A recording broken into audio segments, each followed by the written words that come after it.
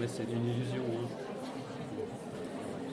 Bien, chers collègues, bienvenue dans ce que les organisateurs ou organisatrices ont appelé une table ronde. J'ai horreur des tables rondes personnellement, et ça tombe bien, elle est plutôt rectangulaire. Donc ça ressemblera plus à un forum qu'à une table ronde. Et oui, n'en déplaise à quelques hiérarques hors sol, on trouve encore dans nos services, la pratique de l'entretien est dominante dans notre métier. La dernière enquête de la COF le montre réellement. Cette enquête figure, je le signale au passage, pour ceux qui n'étaient pas là, les 2 ou 3 qui n'étaient pas là à l'Assemblée Générale d'hier, cette enquête figure en résumé dans le numéro 2 de Questions d'orientation, une excellente revue, que vous trouverez à l'entrée. Il y aurait des approches différentes de l'entretien. C'est possible. Très bien, on va en parler. Avec Véronique Pantier, psychanalyste à Périgueux, membre de l'association de la cause freudienne. Alain Leu, formateur à l'entretien, le compte, dans le cadre de l'association Traverse. Ces deux-là sont bien connus de nos services parce que ce sont des acophiens de très longue date. De longue date, ce serait peut-être plus prudent de dire ça d'ailleurs. Pas plus courtois. Et Frédéric Borde, donc, qui vient pour la première fois dans nos journées d'études, qui est formateur indépendant, et il y tient, président des associations tournées vers l'entretien d'explicitation. Donc on donnera la parole à Monsieur le Président donc, en dernier. On va procéder très classiquement, c'est-à-dire, parce que moi j'aime beaucoup le classicisme, tournons-nous vers le passé, ce sera déjà un progrès. C'est ce que disait Verdi, hein, qui en matière d'innovation était pas mal, hein, je vous signale. Donc chacun disposera de 20 minutes, chacun parlera à tour de rôle, et ensuite on donnera la parole à la salle, et en même temps les orateurs en profiteront pour rebondir sur les propos de leurs voisins, hein, pour simplifier les choses. Donc dans un premier temps, je donne la parole à Véronique Pantier. Merci. Alors j'ai intitulé mon intervention « S'orienter dans l'entretien ». D'abord, je tiens à remercier évidemment les personnes qui m'ont invité à intervenir, et ce pour 2 raisons.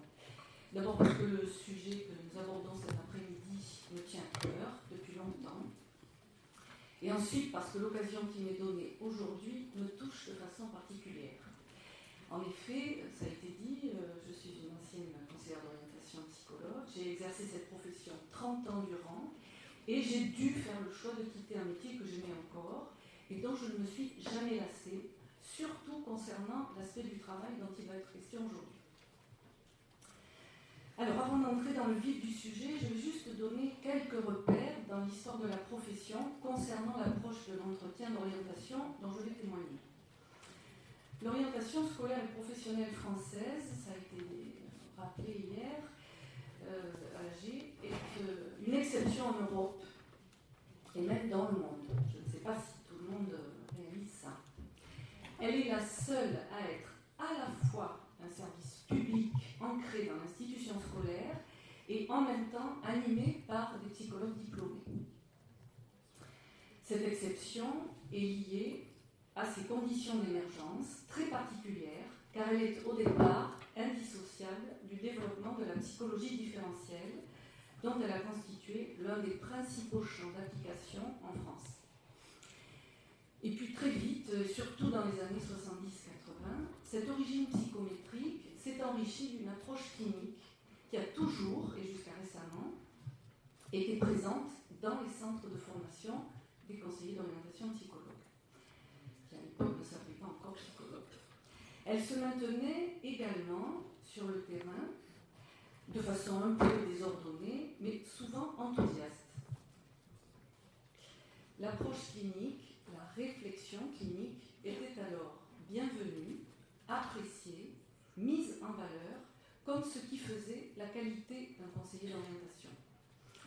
Et paradoxalement, il me semble que c'est au moment où le titre de psychologue a été officiellement reconnu et attribué au conseiller d'orientation psychologue, donc je crois que c'est 96, je ne dis pas de bêtises.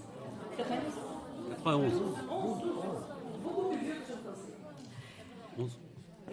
Et le moment où le recrutement donc s'est établi exclusivement sur la base, à l'époque, d'une licence de psychologie conjointement à 2 ans de formation donnant accès à un master de psycho, que l'approche clinique est devenue peu à peu suspecte, décriée, jusqu'à presque disparaître de la formation, pour être progressivement remplacée par une approche d'un autre genre. En 2006, intervenant lors de rencontres régionales de l'orientation à Bordeaux, un expert, formateur, avait évoqué l'enquête à l'époque récemment menée par la COPF et l'UNETOP auprès des conseillers d'orientation psychologues, prenant à témoin l'auditoire qui était essentiellement constitué de chefs d'établissement. Partant de l'hypothèse de ce qu'il appelait une schizophrénie professionnelle, le COPSI passerait dans une même journée de la posture propre au counseling, je le cite, à celle de l'expert conseiller technique auprès des chefs d'établissement, en passant par celle des techniques éducatives en orientation, tout ça entre guillemets, il s'était esclaffé de la conclusion de l'enquête. La pratique plébiscitée par les conseillers, l'entretien individuel.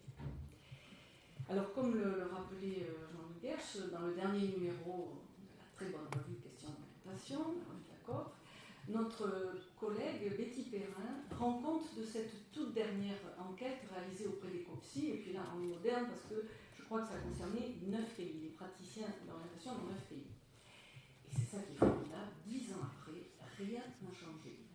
Pour 98% des collègues, l'entretien est important ou très important dans la pratique. Je cite l'extrait de l'article auquel je vous renvoie. L'entretien, ce moment possible de rencontre, est peut-être le fil rouge qui permet à toutes ces postures évoquées par notre expert, vides de sens si on les prend une par une, d'être articulées dans une pratique à la fois enracinée dans une institution, l'école, et offerte à des sujets, les élèves, les enseignants, pour que ladite institution, l'école, puisse assumer le mieux possible sa fonction, qui est d'autoriser les sujets à s'émanciper et à prendre place à leur façon dans le monde qui les accueille. Alors c'est peut-être à partir de l'entretien que peut se définir non une posture, mais bien la position du conseiller d'orientation psychologue, en articulant ces différentes activités à partir de ce centre de gravité qu'est l'entretien. Dans la position professionnelle du conseiller d'orientation psychologue, il y a donc au départ un choix à faire que pourtant personne ou peu de gens évoquent. Car il y a bien 2 approches radicalement opposées de l'orientation qui correspondent à 2 façons de concevoir le sujet. 2 façons de les concevoir qui, à mon avis, sont un peu incompatibles entre elles.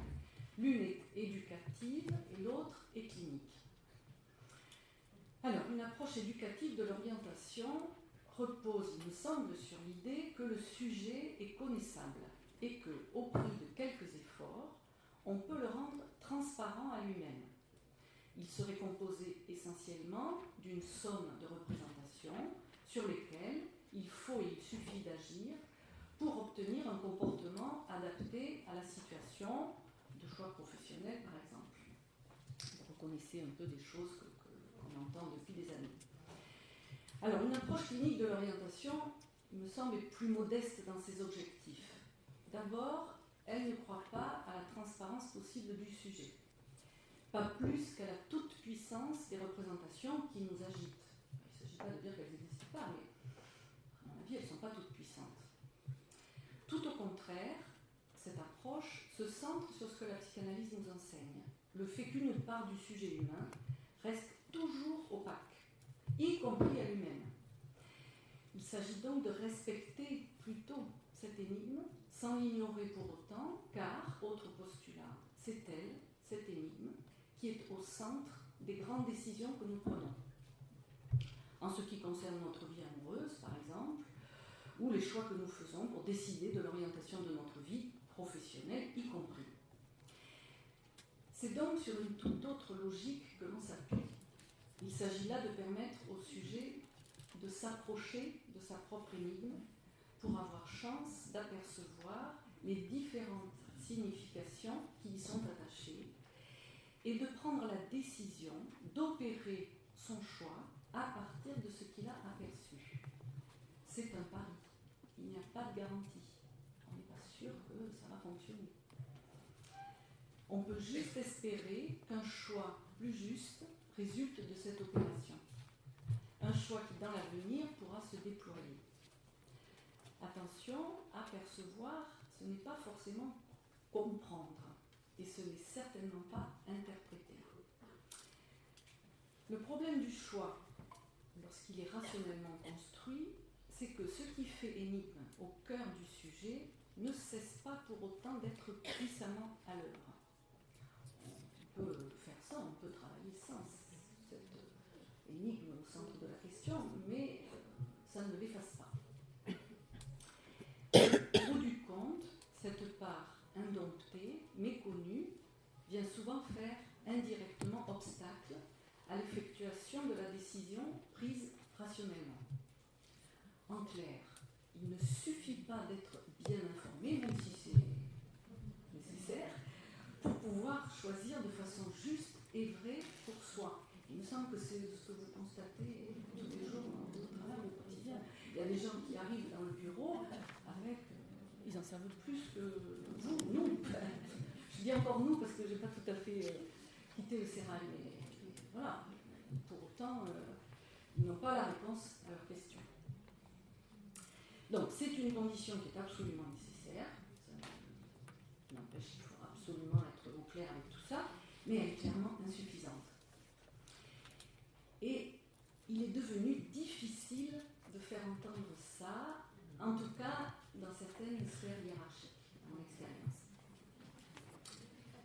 Mais peut-être pouvons-nous souhaiter, peut-être que je me trompe, mais que la mise en place d'un corps unique de psychologues de l'éducation nationale soit l'occasion de redonner à la clinique une place parmi les autres approches. Encore une fois, je dis bien, c'est parmi les autres approches, c'est pas la seule, il y en a d'autres. Alors, pour aérer un peu, je vais vous proposer une courte vignette clinique qui va venir illustrer ce que je vous raconte. Donc, elle date un petit peu, puisque j'ai quitté la profession en septembre 2012. De permanence au CIO, j'accueille un jeune homme accompagné de son grand-père. Jérémy, blond, la peau très claire, un peu boutonneux, plante son regard et énonce tout de haut. J'avais commencé un stage pour apprendre un métier, j'ai commencé un apprentissage. Et au bout du 4e jour, dans l'entreprise, j'ai eu une crise d'angoisse. Et après aussi, le premier jour de formation. J'ai été obligée d'arrêter tout de suite. Je n'ai pas compris ce qui s'est passé. Ça ne m'était jamais arrivé. Mon année est fichue, je suis perdue. Le grand-père reste en retrait. Il laisse parler le garçon qui s'exprime avec beaucoup d'assurance en dépit du contenu de son récit. J'ai eu comme une crise de panique. Je lui demande s'il peut m'expliquer en détail, s'il s'en souvient, la façon exacte dont se sont déroulées les choses juste avant sa crise d'angoisse. Je m'en souviens parfaitement. J'ai une excellente mémoire. Je n'oublie rien. C'était le 4e jour de mon stage. Je suis arrivée, comme d'habitude, à 8h30.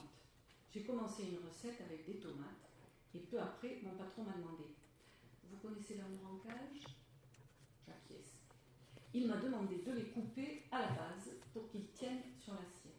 Et là, tout d'un coup, j'ai senti monter l'angoisse très fort.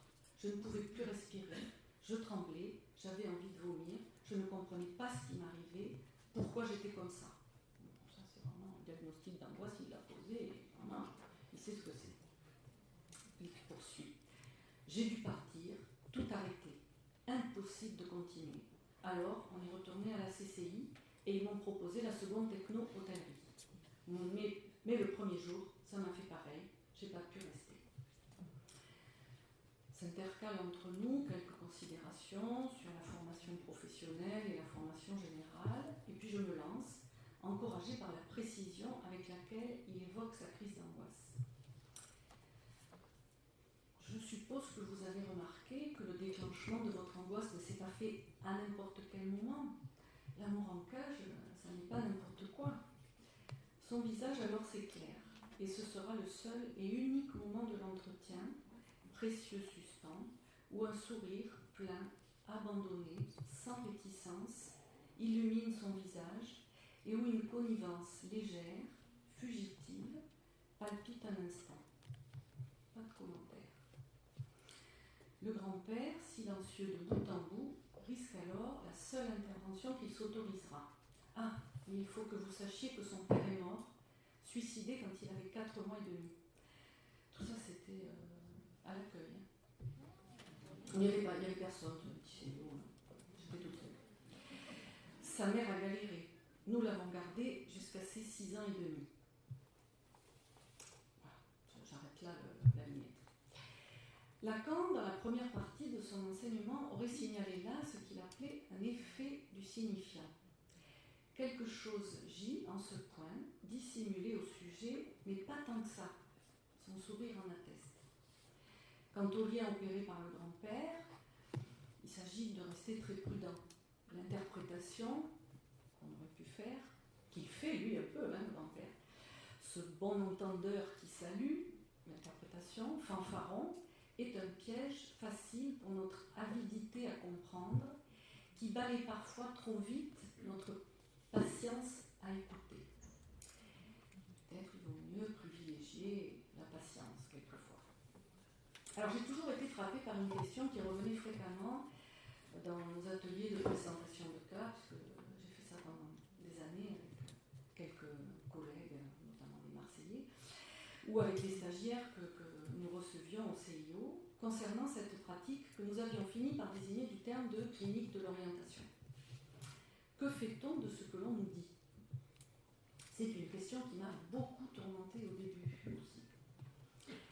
Nous éprouvons très souvent un embarras qui se mêle intimement à la satisfaction de voir émerger un signifiant maître de la vie du sujet qui nous paraît figurer une clé pour la compréhension du cas. On pourrait sauter sur cet amour en cage, on pourrait le décortiquer jusqu'à ce qu'il n'en reste plus rien. Bon, je n'ai pas fait ce choix. Une fois qu'il a dit ça, qu'est-ce qu'on fait ? On sent immédiatement le surmoi professionnel frétiller d'aise dans notre dos, ravi de nous secouer un peu. Et je suppose que vous savez ce que c'est, puisque je vous entends rire, donc ça doit vous le faire de temps en temps. C'est plutôt bon signe. Il y aurait une sorte d'obligation professionnelle à interpréter, faire quelque chose de ce que l'on nous dit. Et nous voilà, dans le meilleur des cas, un peu effrayés par l'acte que nous sommes censés poser. Il me semble que le pire des cas, ça serait plutôt de se mettre à interpréter étourdiment ou avec trop d'assurance. Devant cette épineuse question, nous disposons d'une boussole avec la théorie analytique. Gardez-vous de comprendre, disait Lacan. Alors que quand on le lit, il y a du mal. On n'a pas besoin de se garder. Non, t'es sincère. Il faut travailler et le lire, ça ne sert à rien. Or, interpréter, c'est parfois faire le malin, jouir de la compréhension que nous imaginons détenir sur le sujet. L'autre citation, plus énigmatique, sur laquelle nous pouvons nous appuyer, est la suivante. Elle n'est pas de Lacan, elle est de Jacques-Alain Miller. Il dit « c'est l'inconscient qui interprète ». Qu'est-ce que ça veut dire ? Eh bien que cette irruption de l'angoisse chez Jérémie est en soi une interprétation. Il s'agit donc de ne pas en rajouter du côté du sens, car c'est l'énigme qui met au travail, pas le sens. Le sens, ça endort, ça enferme, ça cloue le bec. Soit on bouge la question, soit on l'ouvre. Une chose est sûre, les concepts n'ont d'intérêt que si on s'en sert, si on s'appuie sur eux, et donc s'ils nous parlent de ce que nous vivons dans l'expérience. Moi, c'est ce que j'ai rencontré avec la psychanalyse. Ça me parlait du boulot que je faisais tous les jours et avec lequel je me débrouillais, je ne trouvais pas toujours très bien. Il y a dans la psychanalyse une véritable réhabilitation de la subjectivité au meilleur sens du terme. C'est-à-dire, bizarrement, ce qui permet de se tenir à l'écart de l'arbitraire. C'est-à-dire, comme si on tient compte de la subjectivité de celui qui est là, pas la nôtre. C'est ça qui est délicat, compliqué à mettre en œuvre.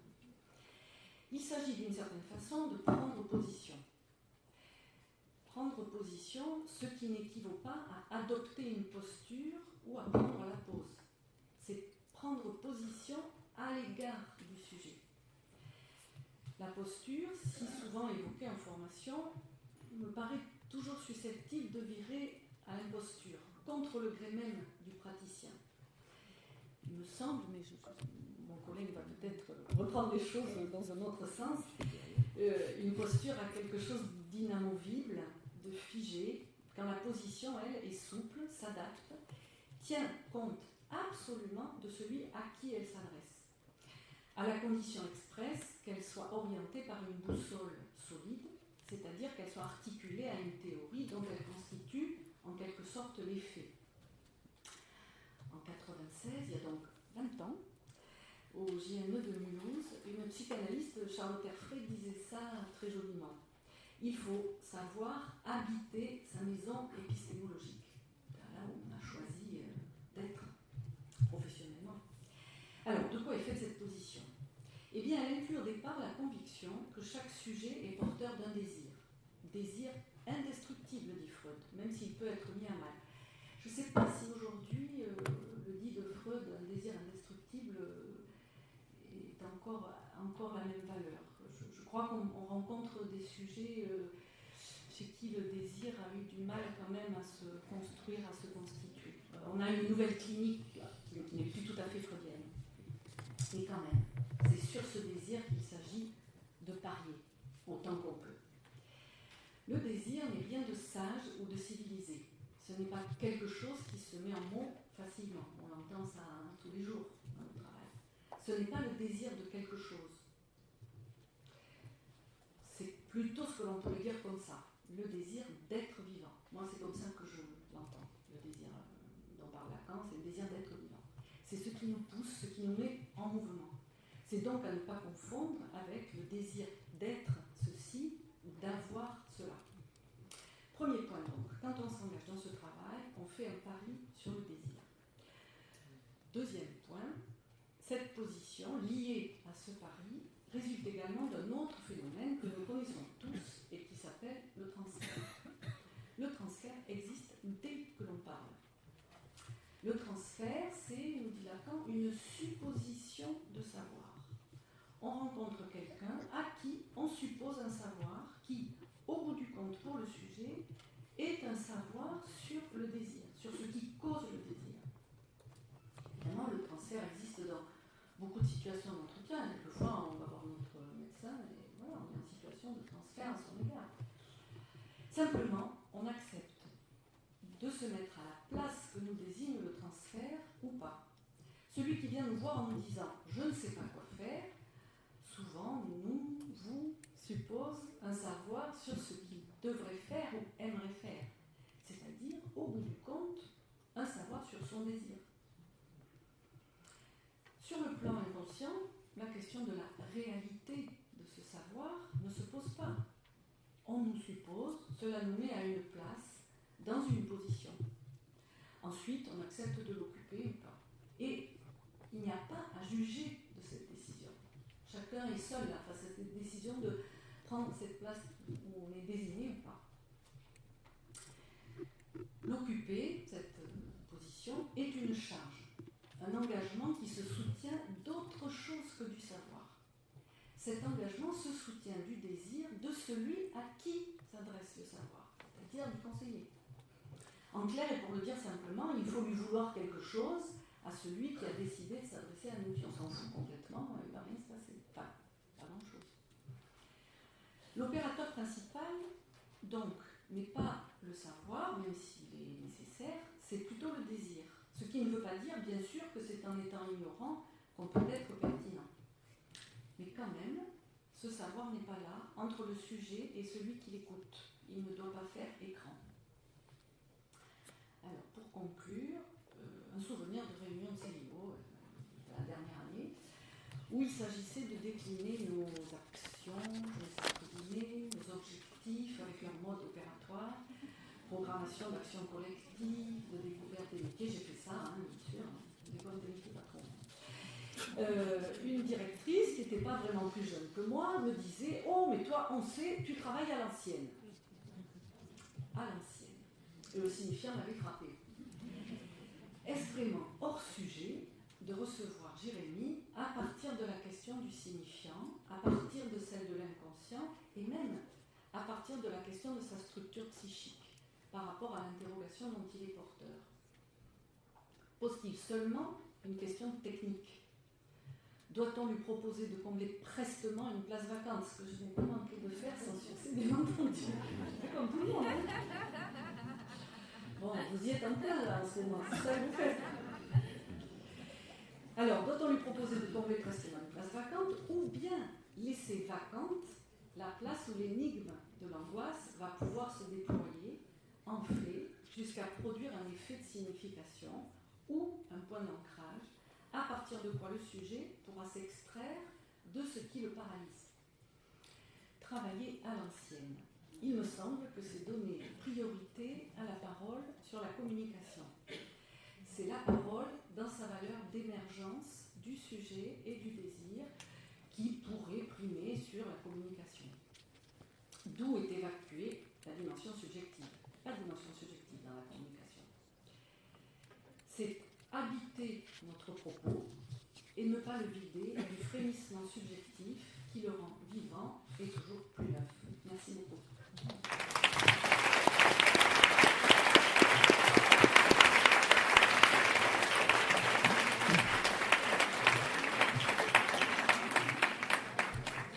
Merci Véronique. Sans transition, je donne la parole à Alain Leu pour peut-être une autre maison épistémologique. Je m'approche. Voilà. Je prends la place du chef et son micro. Bonjour. Du micro, simplement. Bonjour. On n'entend pas bien? Voilà. Est-ce que comme ça c'est bien? Vous m'entendez? Vous m'entendez? Vous m'entendez au fond? Oui? Ok. Bien, donc bien oui, ça va être une autre maison épistémologique. Je vais vous parler du counseling. Alors, le counseling, quand j'ai vu que c'était écrit pratique d'entretien, je me suis dit, chouette, le counseling c'est pratique, c'est concret, je vais pouvoir dire des choses pratiques. Mais c'est pas si simple de parler de la pratique, parce qu'on ne fait qu'en parler, je ne vais pas pratiquer devant vous, je ne vais pas vous faire marcher mes ménages qui s'enchaînent tous les jours. Hein. Alors, quand même, je voudrais commencer par vous dire, pour moi, le counseling, ça a été une expérience. C'est-à-dire que j'avais lu des livres, et puis, en 1991, j'ai fait une université d'été avec Conrad Lecomte et son équipe, où j'ai découvert pour moi-même, j'ai fait l'expérience, et j'ai mis des mots sur l'expérience. Qu'est-ce que ça pouvait être pour moi de me comprendre, d'être entendu, d'être accompagné dans mes faiblesses, mes doutes, mes inquiétudes, mes questions, et d'avancer avec ça. Et à ce moment-là, j'ai pu le faire pour aider d'autres, et j'ai pu commencer à apprendre à le faire. Et c'est ça que j'ai voulu mettre en œuvre après, pendant des années. Et c'est ce qui fait que ça fait 25 ans maintenant. Et bien 25 ans après, je me trouve devant vous à vous expliquer des choses sur le counseling. Alors ça, c'est une première chose que je voulais dire. Après, je voulais vous dire deux mots, parce que dans ce travail sur le counseling, je ne suis pas tout seul. J'appartiens à une association qui s'appelle Traverse. Et j'y trouve un lieu de ressourcement, de supervision, quand j'ai des difficultés. Et je peux vous dire que j'en ai, comme tout le monde. Hein. Et puis aussi un lieu d'approfondissement théorique. Donc tout ça, ça me semble important et c'est indissociable de ma présence ici et maintenant. Alors un petit mot sur le counseling, parce que c'est un mot en ing, hein, comme toutes les choses qui nous viennent des pays anglo-saxons, c'est pas quelque chose à la mode. Hein. Le counseling est né en 1908. Hein. Après, il y a eu des grands maîtres, entre autres Rogers, je vous en toucherai quelques mots. Hein. Et puis... si on appartient au counseling, c'est parce que ça consiste à appartenir à un puissant courant de recherche, un courant théorique qui nous permet d'avoir des échanges au niveau international, peu connus en France, hein, mais dont je vous ferai un peu part de ces appuis théoriques qu'on peut trouver dans le counseling. En France, bon, il y a quelques personnes, alors je citerai Madame Catherine Tourette-Turgis, qui est professeure de l'université de Rouen. Hein. Elle donne une définition. Le counseling Il s'agit d'une relation, et je vous parlerai de la relation, dans laquelle une personne tente d'aider. On ne parle pas d'accompagner, nous on tente d'aider. Une autre à comprendre, et on commence par comprendre, pour ensuite résoudre les problèmes auxquels elle doit faire face. Alors en France, il y a un autre grand représentant du counseling, c'est Alessandro Lotelier, qui a fait en fait la meilleure traduction qu'on ait pu trouver, puisque lui, il a dit tenir conseil. Du coup, on échappe à tout ce qui est donner des conseils. On tient conseil, hein, et on est deux, et lui, sa définition, c'est tenir conseil, c'est délibérer pour agir. Parce que notre objectif, c'est aussi d'arriver à des solutions qui soient les solutions de la personne avec laquelle on travaille. Voilà, ça, c'était un peu, je voulais vous dire ça sur le counseling. Alors, le counseling, nous travaillons, nous sommes psychologues. On y a fait un peu... On a un peu évoqué ça ce matin, c'est-à-dire qu'on travaille dans une société avec beaucoup de problèmes, beaucoup de difficultés. Ben, entre autres, on a parlé, il y a du chômage, on ne pourra pas grand-chose, hein, il est conséquent. Une école qui continue à amplifier les différences sociales, une société qui est de plus en plus... On peut dire beaucoup de choses sur la société, hein, et elle est difficile à vivre pour les jeunes. Et c'est vrai que ce serait important de pouvoir militer pour une société plus juste. Mais quand on est psychologue et qu'on reçoit une personne, un jeune, un adulte ou un parent, eh bien on a affaire à cette personne dans sa dimension psychique, hein, et on a à travailler avec elle comment elle vit tous ces problèmes posés par la société et comment, à partir de la manière dont elle a de les vivre, elle va pouvoir avancer. Je vous citerai le Code de déontologie des psychologues en France, édition février 2012. En exergue, c'est écrit en gros, le respect de la personne dans sa dimension psychique est un droit inaliénable. Sa reconnaissance fonde l'action des psychologues. Et notre travail est difficile parce que travailler à la reconnaissance de la dimension psychique des personnes, faire passer la personne avant tous les dispositifs qu'on a mis en place pour les caser, pour les haraser tous les problèmes qu'ils peuvent poser, pour essayer de les faire entrer dans des cases, eh bien, il faut, comme ça dit ce matin, il faut pour le psychologue, il ait du courage pour tenir ça. Hein. Et pour moi, le counseling m'a donné des repères et m'a aidé à tenir ce courage. Et ça, c'est ça aussi que je voudrais pouvoir vous communiquer. Encore une chose, on a parlé de clinique. S'occuper de la dimension psychique de la personne, c'est faire de la clinique. Je me référerai à une définition de Lagache, hein, psychologie clinique et méthode clinique, 1949. La clinique, c'est prendre en compte la personne totale en situation. Eh bien, c'est ce qu'on essaye de faire. Je vais vous dire comment on essaye de faire ça avec le counseling. Tu me diras quand il faudra arrêter, hein, parce que quand je suis parti, je ne sais plus. Je suis désolé. On verra le soleil se coucher. Non, je compte sur toi pour faire l'ange gardien. Ça te va bien? Voilà. Alors, la posture de counseling centrée sur la personne, hein, donc c'est bien une posture clinique, mais une clinique bien particulière, qui ne va pas aller du côté de l'expertise. On n'est pas expert pour l'autre. Rogers disait à chaque fois qu'on dit à quelqu'un ce qu'il doit penser, ce qu'il doit faire, on lui désapprend à se faire confiance. Donc on n'est pas du côté de l'expertise, hein, qui va mesurer et autres, mais on n'est pas non plus du côté de la pathologie. Hein. Et justement, on tient conseil avec l'autre, c'est une clinique qui permet de co-élaborer avec le consultant qui est venu nous voir pour élaborer des solutions qui lui conviennent. Hein. Et donc, on est bien... Parce qu'on connaît notre métier, on a des repères en orientation, on est bien expert de l'orientation. On peut éventuellement faire bénéficier la personne, effectivement. Nous, on travaille l'expertise de la relation, bien savoir ce qui se joue dans une relation. On travaille aussi être expert de soi-même, se connaître soi-même, comment on gère, je dirais, notre contre-transfert au consultant. Mais ce savoir-là ne nous sert jamais à penser pour l'autre ou sur l'autre. Notre idée, ce serait de penser avec l'autre, pour l'accompagner. Alors, le counseling, je vous ai dit, ça a son origine, bon, c'était Parson de 1909, et après il y a une grande étape, c'est Rogers. Alors Rogers, ça fait faire un bond en avant extraordinaire. Mais on n'en est plus à Rogers. Parce que Carl Rogers, dans le développement de la personne, dans l'introduction au développement de la personne, il énonce sa posture, et c'est une posture résolument antithéorique. Il dit ni Dieu, ni Freud, ni la Bible, ni les livres, personne n'a à me dire ce qui je suis. Ça m'appartient à moi, je ne peux faire confiance qu'à mon expérience. Le counseling moderne, et j'essaierai de l'illustrer, est sur, on ne va pas dire et Dieu, mais et Freud, et les livres, et la science, et toutes sortes de choses qu'on peut apprendre partout, peut nous aider, mais aussi on fait confiance à notre expérience. Donc c'est notre expérience, plus toute une série de savoirs, c'est-à-dire qu'on est dans une intégration de diverses postures théoriques qui vont nous permettre d'éclairer ce qui se joue dans la relation. Alors, une chose importante, alors je ne vais pas avoir le temps de tout dire, je vais énoncer quelques grands axes. Je ne vous parlerai pas du transfert, mais s'il y a des questions, on a plein de choses à dire là-dessus aussi. On n'a pas le même point de vue et on pourra en reposer. Notre premier axe, c'est l'importance de la relation. Nous menons tous des entretiens. Nous savons qu'un entretien, c'est une situation relationnelle particulière.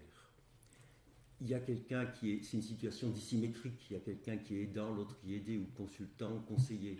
Il y a bien ça se joue dans un cadre. On a des bureaux, on a un horaire, on a des choses comme ça. Il y a des rôles sociaux, il y a des attentes. Ça ne sert à rien d'aller voir cette conseillère, elle est formidable.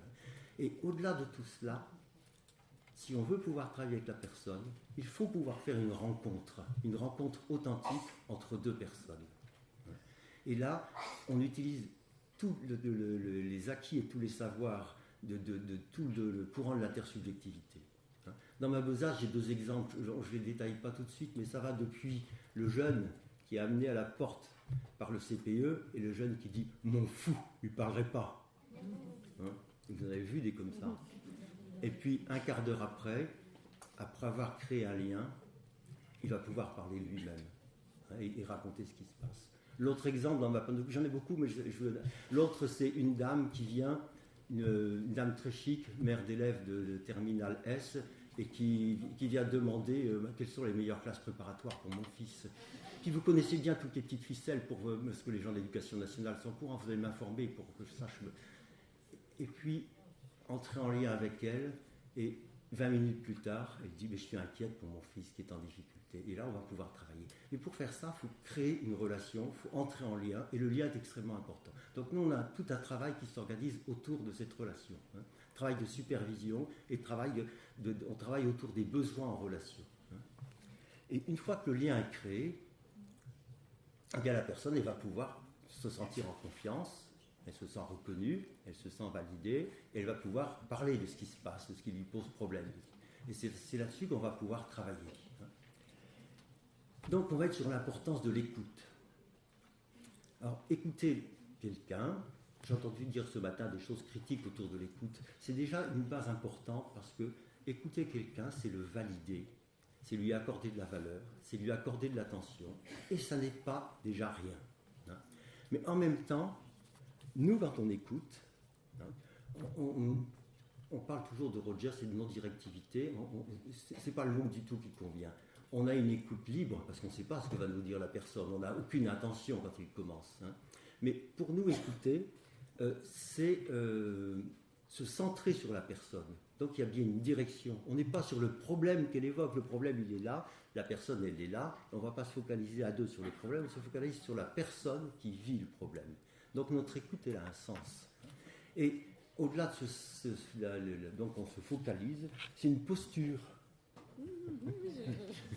Peut-être c'est une position, je ne sais pas. Mais peut-être. Peut-être on appellerait ça, on parlera de notre vocabulaire. Et en même temps qu'on écoute cette personne, on n'est pas en train d'écouter et vider son sac, on essaye que dans ce qu'elle a dit, parce que là on a bien une intention quand même, c'est qu'elle clarifie ce qu'elle a dit, qu'elle le comprenne, qu'elle réfléchisse à son expérience et qu'elle puisse mentaliser ce qui lui arrive pour en faire quelque chose. Donc ce n'est pas une écoute à vide pour écouter, c'est une écoute qui va servir à construire. C'est ça qu'on travaille aussi. Et quand on écoute, on parle de l'empathie. Ça fait partie de notre fonds de commerce, voilà, l'empathie. Alors tout le monde en parle depuis la découverte des neurones miroirs.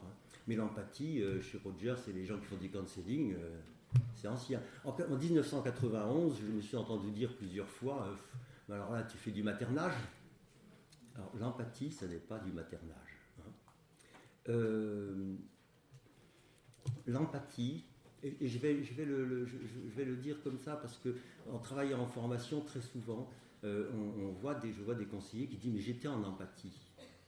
Donc l'empathie, c'est bien ressentir ce que ressent l'autre, c'est bien être en lien et s'approcher de ces schémas de représentation. Mais ça ne suffit pas, parce que l'empathie en relation d'aide, c'est aussi communiquer à l'autre ce que l'on ressent de lui, c'est mettre des mots pour que l'autre puisse dire c'est ça ou c'est pas ça. Hein. Ressentir que quelqu'un est inquiet et n'en rien faire, c'est pas la même chose que de dire je vous sens inquiet, qu'est-ce qui se passe? Et là, on a renvoyé quelque chose de l'empathie. Donc l'empathie, ça devient un instrument à partir du moment où on l'utilise. Et ça, c'est l'utilisation de l'empathie en relation d'aide. Et l'empathie, on est sur un fil.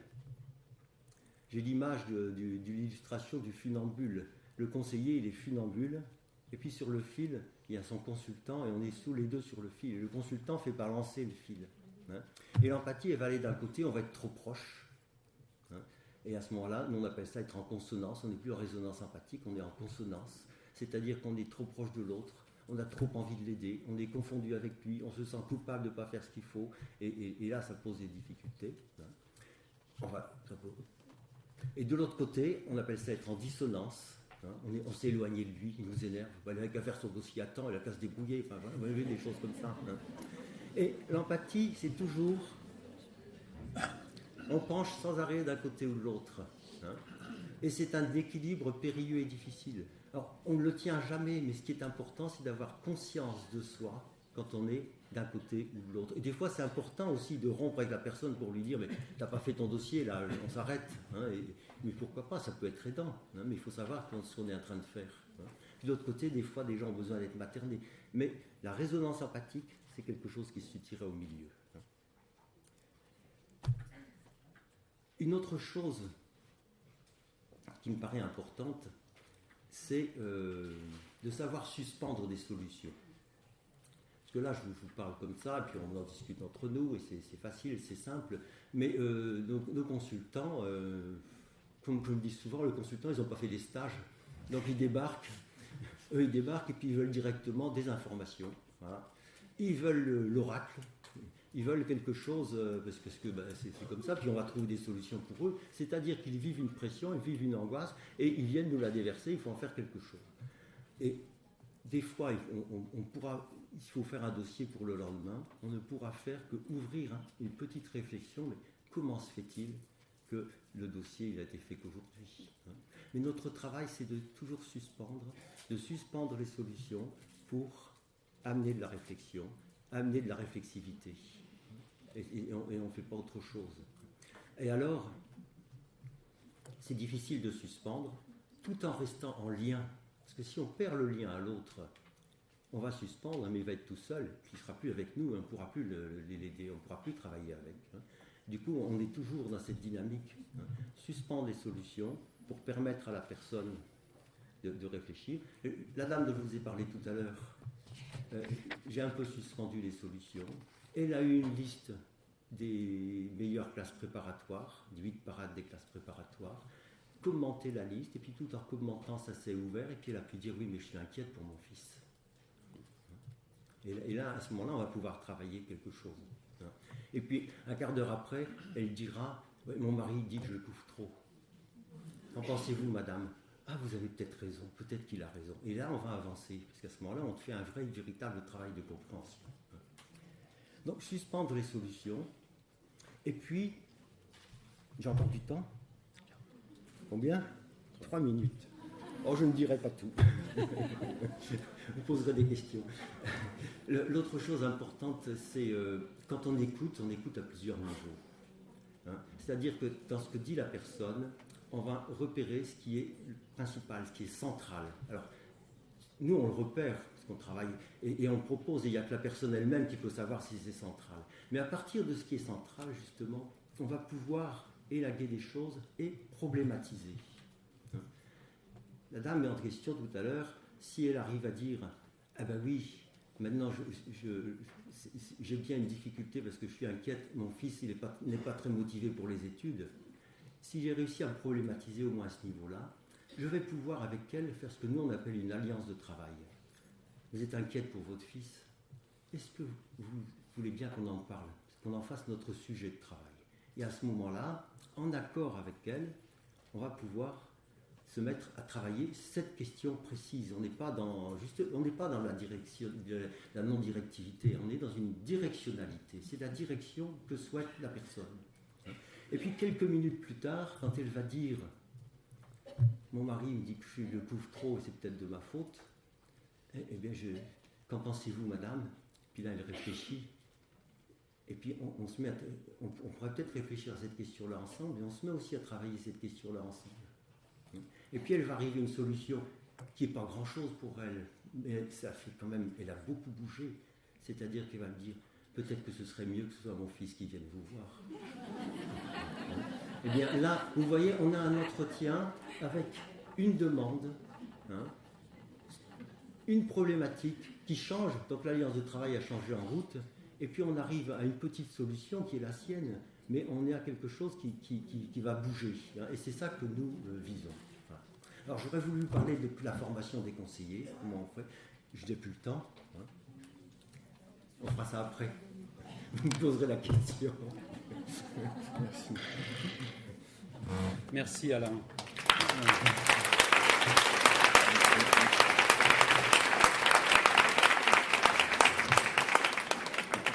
Il faut effectivement suspendre les solutions et suspendre les allocutions, quelquefois. Donc je donne la parole sans tarder à Frédéric Borde. Et là, on va habiter une autre maison épistémologique. Je ne sais pas si je vais pouvoir vraiment entrer dans la maison épistémologique.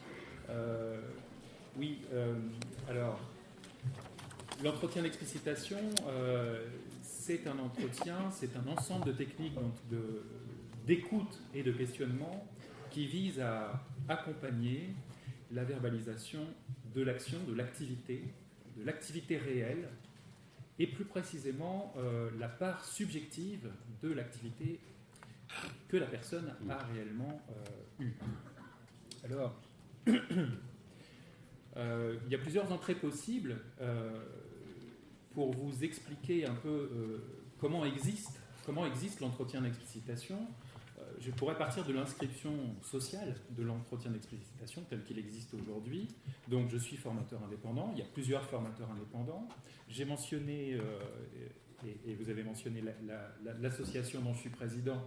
En fait, il s'agit du GREX, le groupe de recherche sur l'explicitation, qui est en fait le groupe que Pierre Vermersch, qui est le créateur de l'entretien d'explicitation, a monté pour travailler sur l'outil. C'est-à-dire que c'est un psychologue qui a, pendant toute sa carrière, consacré son travail au développement d'un outil de recherche pour étudier l'activité et pour étudier la conscience. C'est-à-dire, et là j'entre tout de suite dans la maison épistémologique, je pourrais dire, puisqu'il s'agit de l'épistémologie génétique de Jean Piaget. C'est la première référence théorique que Pierre Vermersch a utilisée pour comprendre la démarche d'étudier la conscience, eh bien, c'est de se référer à Piaget, dont tout le travail, on pourrait dire, fait l'équivalence entre la conscience et l'activité. Alors, je voudrais juste mentionner que j'ai une formation plutôt de philosophie et que je suis un peu dans une situation délicate de présenter le travail d'un psychologue à des psychologues. J'espère que je ne vais pas trop enfoncer de portes ouvertes pour vous. J'ai l'espoir de vous dire des choses que peut-être vous ne savez pas déjà. Alors bon, je continue sur Piaget. Il y a quelque chose de très simple qu'on peut prendre en compte pour comprendre l'entretien d'explicitation. C'est que c'est l'expression d'abstraction empirique chez Piaget. Ce n'est pas parce que je sais faire que je sais comment je fais. Et là, je voudrais reprendre l'expression de Véronique Pantier qui parle d'une part du sujet humain qui reste toujours opaque. Alors bien sûr, la star sur cette question-là, c'est Freud et la psychanalyse, c'est pas par hasard, ce sont des praticiens. Et pourtant, cette affirmation, elle est vraie aussi sur la part la plus banale de notre vécu, qui est l'activité, notre activité quotidienne.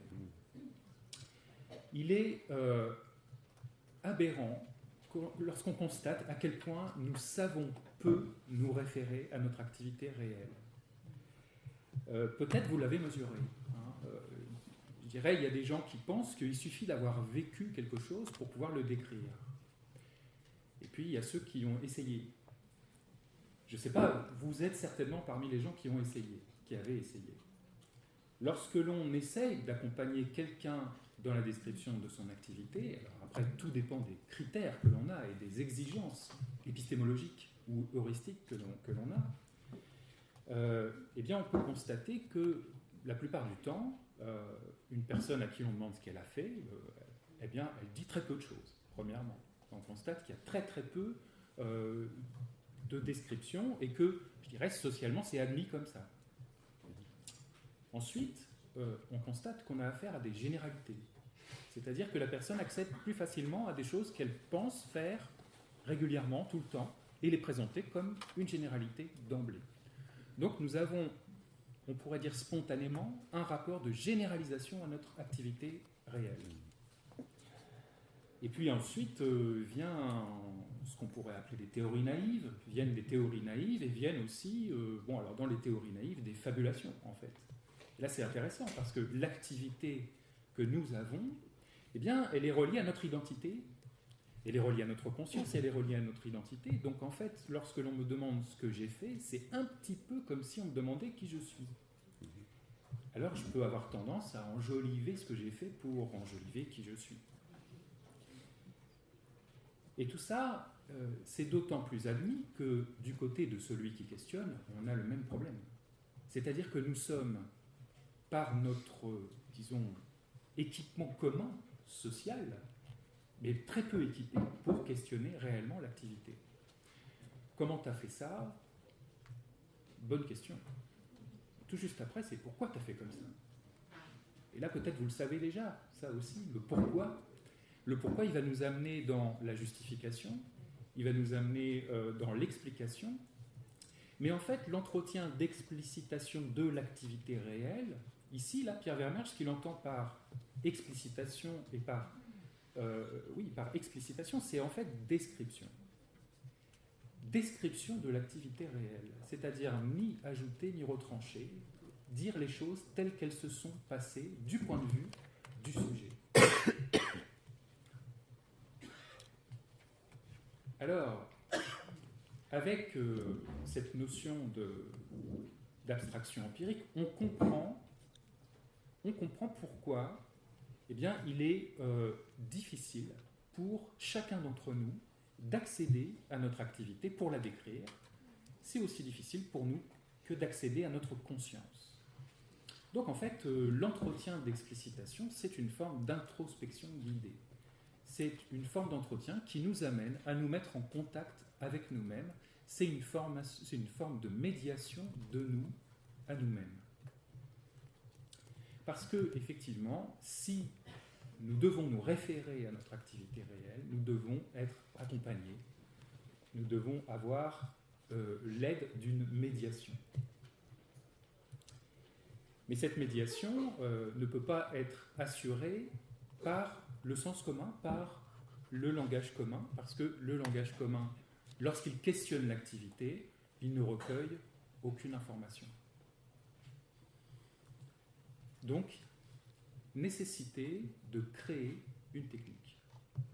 Alors cette technique, elle doit pouvoir se mener avec tout le monde, avec tout un chacun. C'est-à-dire que là, je suis en train d'amener l'idée qu'il y a quelque chose de l'ordre d'un formalisme sur lequel on doit pouvoir se reposer pour avancer. C'est vrai. Mais aussi, nous sommes dans la contrainte de pouvoir être entendus de toute personne qui peut bénéficier de l'entretien d'explicitation. Il ne s'agit pas d'un entretien pour lequel il faut se former pour pouvoir en bénéficier, heureusement. Donc nous sommes dans une double contrainte. Nous sommes dans la contrainte de faire une sélection dans notre langage courant, une sélection des éléments de notre langage qui sont propices à accompagner une personne dans la description de son activité réelle. Et cette sélection, eh bien, elle est faite dans le langage courant, ce qui permet à tout à chacun d'entendre et de comprendre les questions qui sont posées dans le cadre de l'entretien d'explicitation. Donc vous voyez que les difficultés qui s'opposent à la description de l'activité réelle, elles sont d'abord naturelles, on pourrait dire, si on prête à Piaget le fait d'avoir décrit une loi psychologique, hein, c'est que je n'ai pas besoin de savoir comment je fais pour faire, et même le pire, c'est que plus je sais faire, moins je sais comment je fais.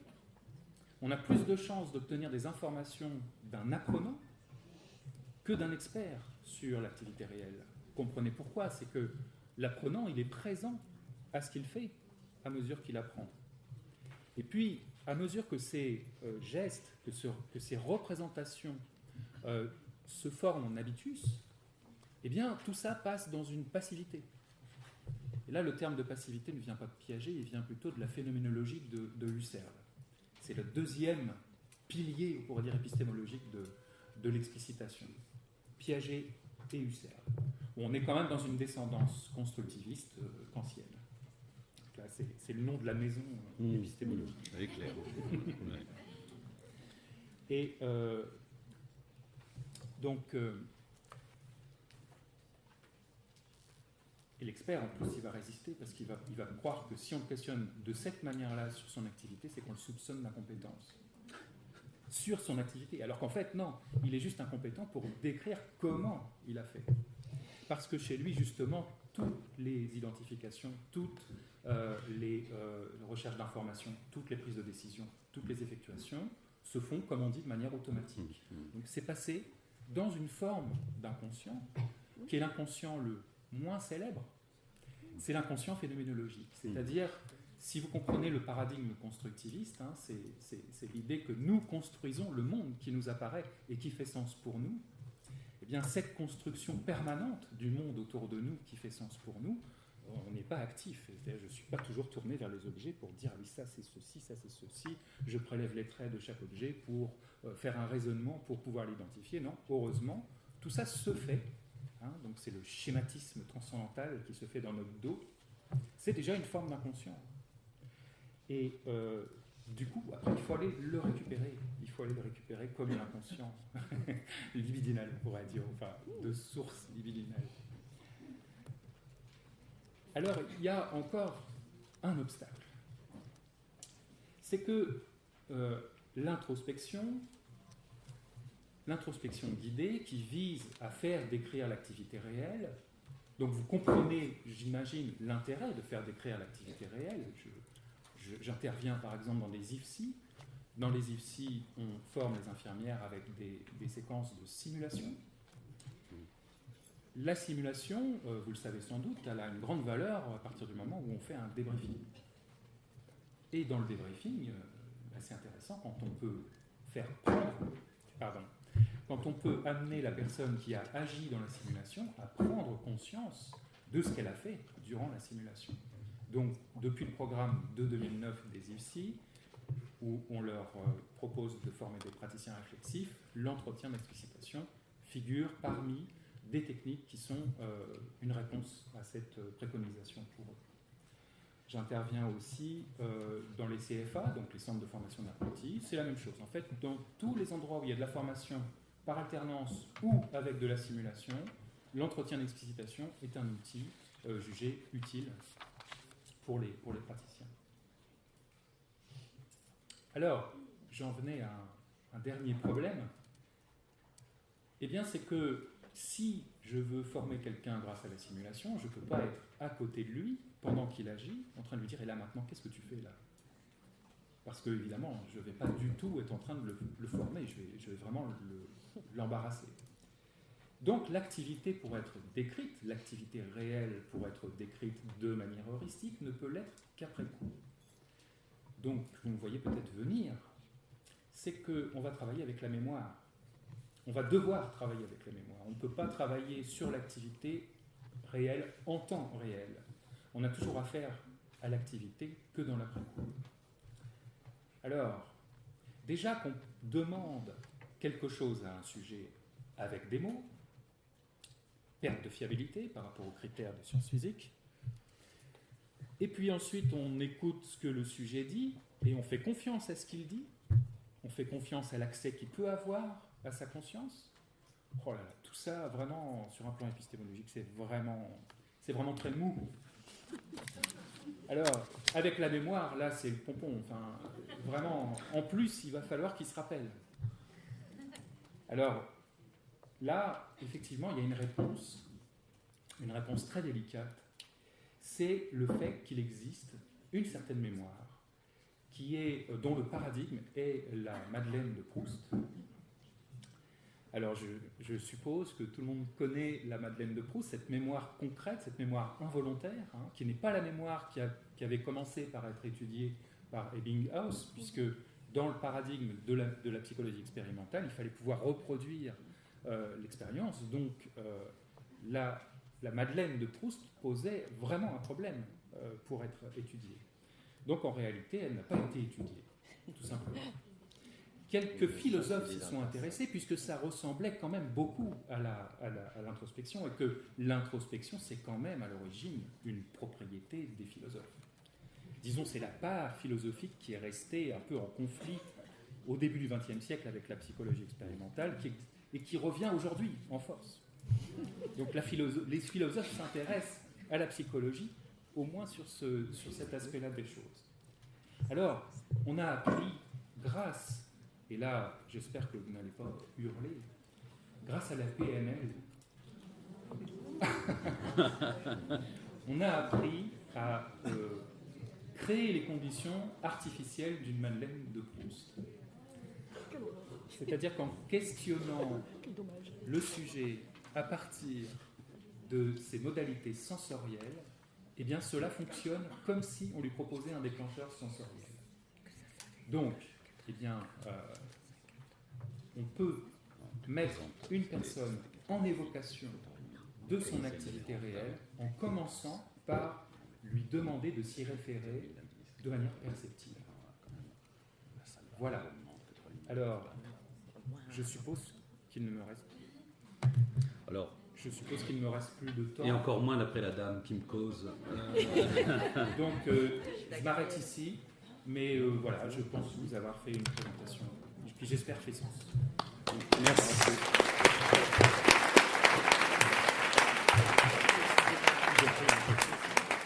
Alors, Laure Benassar vient de me dire qu'il faudrait qu'on s'arrête à 16h15. Nous n'en ferons rien. Nous continuerons jusqu'à 16h25. Je viens de gagner 5 minutes. Donc, si vous avez des questions, essayez d'être précis, concis. Et je suis sûr que les orateurs là, à la table le seront également. Je ne sais pas si... je dis ça, mais en même temps, je ne sais pas où sont les micros. Ah oui. Si, Denis, tu veux faire... Non, pas devant la caméra, Denis. Ah oui, mais il ne peut pas faire autrement.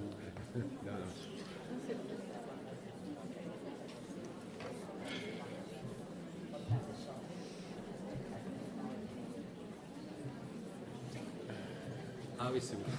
C'est tout au fond. Ah bah c'est trop cool, c'est évident. Non, mais surtout Pour installer un truc. On attend. Et puis c'était prévu la nuit. Elle vient de me dire écart parce qu'il faut faire une pause.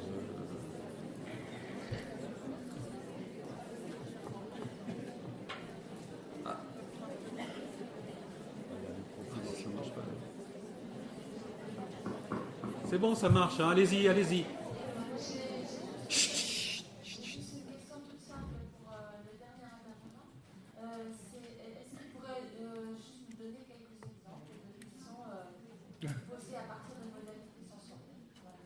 Oui, tout à fait.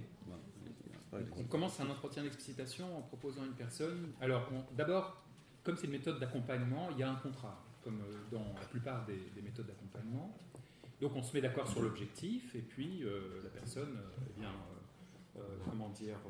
est d'accord pour se référer à son expérience. Donc, on lui propose de prendre le temps de laisser revenir un moment durant lequel elle a fait X, selon l'objectif qu'on s'est proposé.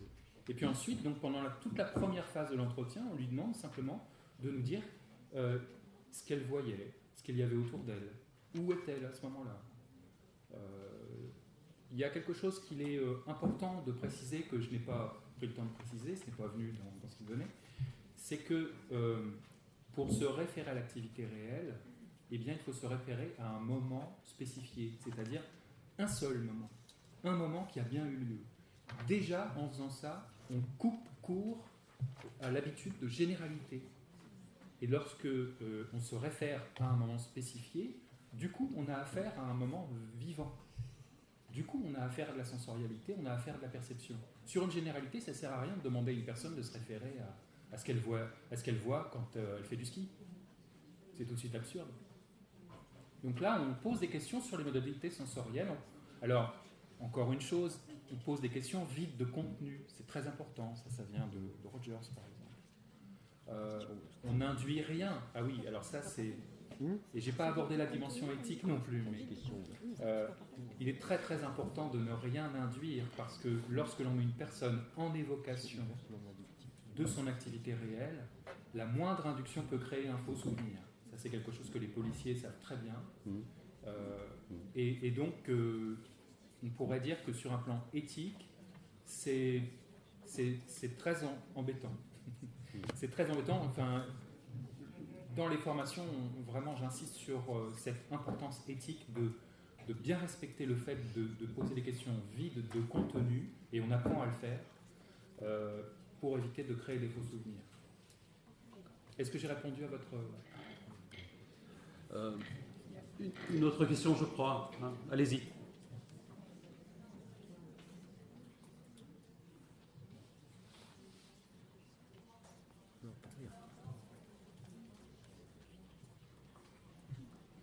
Oui, là c'est mieux. Oui, beaucoup. Alors, une première une question donc, sur le counseling à Alain Leu.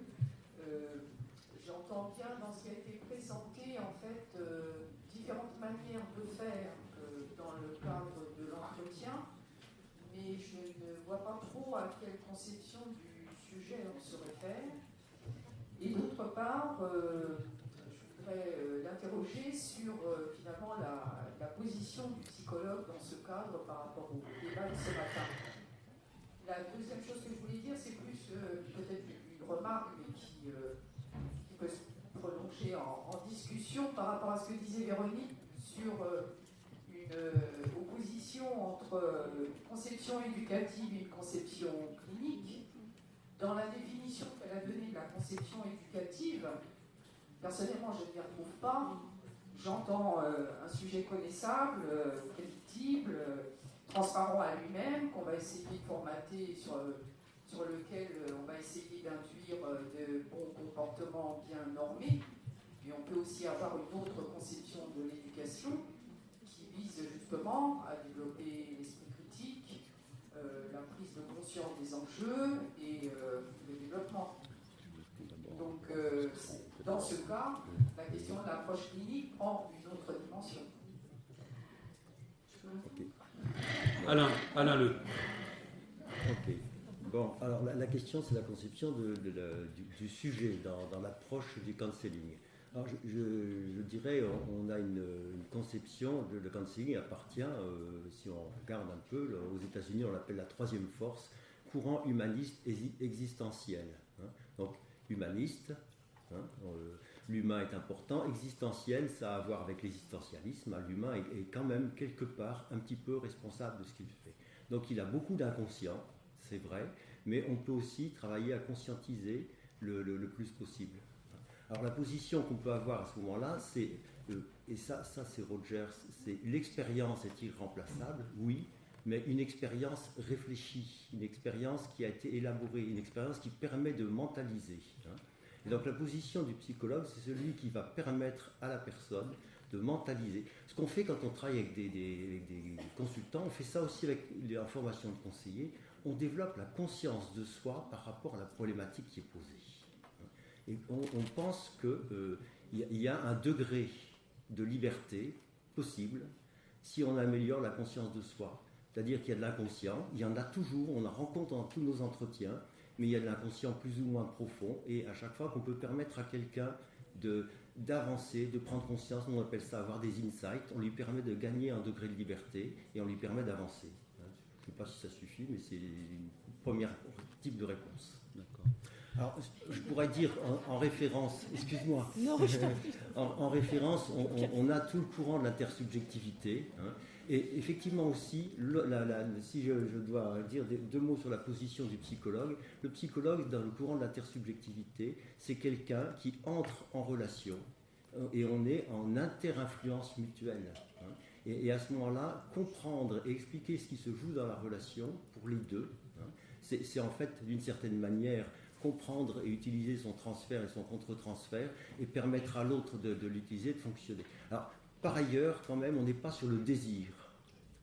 On serait beaucoup plus... Alors, le désir existe, hein, c'est un des moteurs. Et il y a un autre moteur, c'est le besoin d'être reconnu, les besoins en relation, le besoin qu'on s'occupe de soi, le besoin d'être important, le besoin d'être validé, tous les besoins narcissiques qui ont été mis à jour par Kohut, hein, K-O-H-U-T, psychanalyste américain, qui travaillait en empathie. Je m'arrêterai là. Véronique. Ces besoins, d'abord par Freud, parce que je relisais ce matin Pulsion et destin des pulsions, et c'est écrit en toutes lettres, cette question des besoins. Bon, peu importe. Oui, je suis tout à fait d'accord avec Catherine. C'est vrai que j'ai proposé quelque chose de très caricatural, avec cette opposition là, entre les deux conceptions. Parce que d'abord, à partir du moment où on travaille dans l'école, on a une visée éducative, forcément, on n'y échappe pas. Notre position professionnelle n'y échappe pas. Simplement, ça dépend un petit peu de la façon dont on l'incarne. Et c'est pour ça que je suis tout à fait d'accord avec le fait que, évidemment, cette dimension clinique peut faire résonner autrement la conception éducative. Ce que j'ai décrit là, c'est quand même ce qu'on entend et ce qu'on lit absolument partout. À un moment, on en a eu tellement assez avec quelques collègues dont j'engage, on a fini par commettre un petit ouvrage qui s'appelle Exégèse des lieux communs en orientation, parce qu'on n'en pouvait plus d'entendre tout le temps la même chose. C'est-à-dire cette conception-là d'un sujet transparent, on fait évoluer les représentations, tout ira mieux. Bon. Alors, moi, il me semble que la dimension clinique, telle que j'en ai parlé, il y a d'autres façons de travailler ces questions, justement, elle va permettre, elle vise ce que je disais tout à l'heure, plutôt l'émancipation des sujets. C'est ça, une visée éducative. L'éducation, c'est ce qu'elle doit viser. C'est pas de faire entrer tout le monde dans un moule. Et quand même, moi, je trouve que la profession de conseiller d'orientation psychologue subit une pression, pas seulement cette profession-là, mais subit une pression énorme pour faire entrer les petits sujets et les grands dans des moules et dans des cases. Voilà, c'est un peu bébête et tarte à la crème de dire ça comme ça, mais quand je parlais de cette réunion de CIO à la fin de l'année, c'est que quand même ce qui nous était demandé, c'était de faire quelque chose de très normé dans notre plan d'activité. Vous faites ça, ça s'appelle peut-être plus comme ça en 4 ans, ça a peut-être changé de nom, mais c'est ce qu'on vous demande. Et la découverte des métiers, et puis entrer dans des nouveautés auxquelles j'ai échappé, mais que vous subissez. Voilà. Et qui tente. Ce que je trouve détestable, c'est que ça tente de faire passer une certaine conception du sujet, c'est pour ça que je pense que c'est important cette question, c'est que ça tente de faire passer une certaine conception du sujet en ne se centrant que sur les pratiques, sans s'interroger sur à quel sujet on s'adresse. Dans ces pratiques ultra-éducatives, c'est ça. Pardon, je suis un peu longue. Merci Véronique. Alors, oui d'ailleurs ça me fait penser, il y a un ami très cher qui avait une formule que j'aimais beaucoup, c'est-à-dire à force de rentrer dans le moule, on finit par ressembler à une quiche. Il y a dernière question. Dernière question. Sinon Laure va péter un plomb. Mais non, mais tu sais bien que... Alors, en relation avec la conférence c'était le plaisir de Monceau, pour remettre la question de l'accompagnement à l'ordre du jour, j'ai une question posée à chacun des intervenants. Considérez-vous que l'entretien, tel que vous le pratiquez, est une pratique... Vous répondez de manière concise. Est-ce que vous accompagnez au cours de l'entretien et à quoi? Je réponds très vite. Oui, moi ça ne me dérange pas de dire accompagnement, je m'en fiche de comment on quand c'est ce que je fais et comment je le fais, et peu importe au fond comment ça s'appelle, si je sais où je vais. Alors en quoi j'accompagne, je sais pas, je vais répondre. Désolée, Denis, je sais pas. Oui, je pose la question d'autant plus que tu nous as laissé un petit peu frustrés à partir de la lumière clinique. C'est-à-dire qu'on ne sait pas, par exemple, si ce jeune, tu l'as accompagné. Et est-ce que tu considères que tu l'as accompagné et jusqu'où? Oui, alors j'ai fait exprès. J'en ai plein des cas menés jusqu'au bout. Vous en trouvez dans Questions d'orientation, dans les vieux numéros. Je ne peux pas te répondre en 30 secondes. Ouais. Ben, voilà. Peut-être que j'ajouterai, c'est quand ça sera publié, peut-être que j'ajouterai une réponse à cette question de l'accompagnement. Je ne sais pas y répondre d'une bonne façon là tout de suite. Oui. Puisque oui.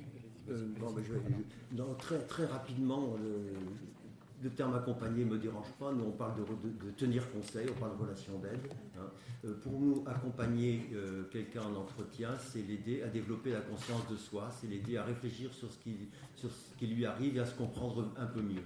En même temps, ce que j'ai envie d'ajouter, parce qu'on n'en a pas parlé, on fait aussi du counseling de groupe, parce que l'entretien ne suffit pas, et c'est extrêmement important qu'il y ait des confrontations entre personnes différentes, et ça apporte autre chose. Merci. Oui, moi aussi je réponds positivement au fait d'être dans l'accompagnement lorsque j'accompagne quelqu'un à la prise de conscience de ce qu'il a fait réellement dans son activité, c'est-à-dire ce que j'appelle accompagnement à ce moment-là, c'est la médiation entre lui et lui dont je reconnais la nécessité.